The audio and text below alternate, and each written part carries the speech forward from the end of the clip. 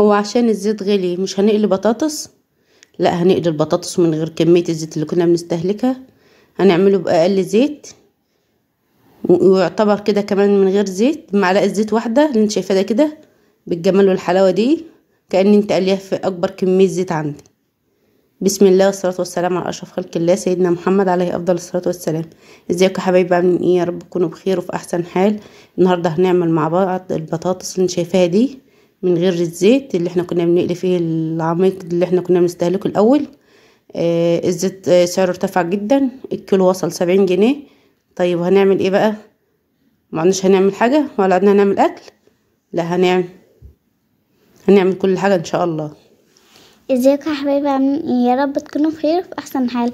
متنسوش تحطوا لايك واشتراك في القناة وتفعلوا الجرس عشان يوصلكوا كل فيديو جديد احنا بنعمله ان شاء الله. هنعمل البطاطس الحلوة اللي انت شايفاها دي مع بعض، وهتكون جميلة كده ولونها ذهبي وحلوة كده. هنعملها في الفرن وهقولك على الطريقة ازاي، ودرجة التحمير الحلوة دي تحصل عليها ازاي، وايه البهارات الحلوة اللي انت تحطها عليها.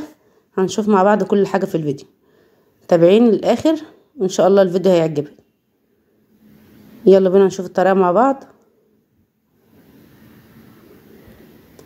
اهو هنجيب البطاطس ونقطعها صوابع كده تكون مغسولة، ونحطها في الماء السخنة كده على البوتاجاز عشان ايه؟ نسلقها. اهي بالشكل ده كده، صوابع تخينة شوية، ما تكونش رقيقة اوي ولا تخينة اوي، بالشكل ده كده اهو. وحطينا عليها شوية ملح، هنغطي عليها ونسيبها لما تستوي خالص، وهنشوف مع بعض هنعمل فيها ايه. ادي البطاطس اهي بعد ما استوت صفتها من المية.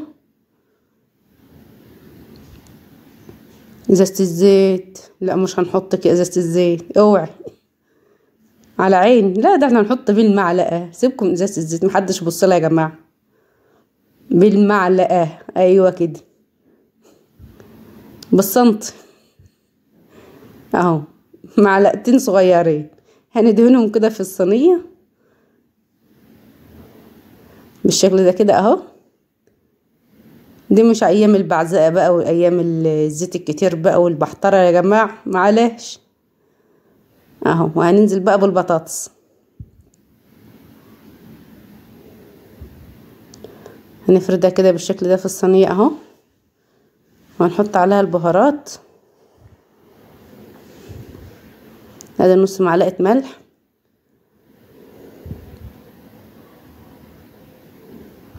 ونص معلقة بهارات بالشكل ده كده اهو. وهنقلبها كده تقليبة صغيرة خالص عشان ما تتكسرش، وهنسيبها بقى في الصينية، نفردها كده في الصينية، ونحط معلقة زيت واحدة برضو كمان عليها من فوق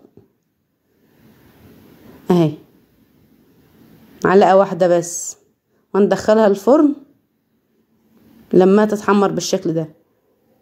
شايفة حلوة ازاي وجميلة ازاي؟ تقدري برضو تحط معاها فص ثوم وهي بتتحمر، بدها طعم جميل جدا جدا. وادي البطاطس طلعت معانا زي ما انت شايفة كده، ما خدتش معانا زيت ولا خدت معانا وقت، وعملنا بطاطس محمرة، ما حرمناش نفسنا من حاجة، وصحية جدا ومفيدة، وما اذيناش نفسنا بكتر الزيت ولا بحترنا في الزيت زي ما احنا عايزين كده. كنا الاول ما شاء الله بنقلي قلية جامدة اوي في الزيت وبنبهدل، لا خلاص بقى ده زمن التوفير بقى خلاص.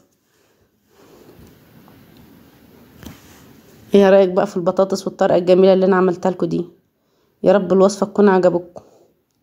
اتمنى تدعميني باللايك والاشتراك في القناة وتفعلوا الجرس على كلمة الكل عشان يوصل لك كل فيديو جديد انا بعمله.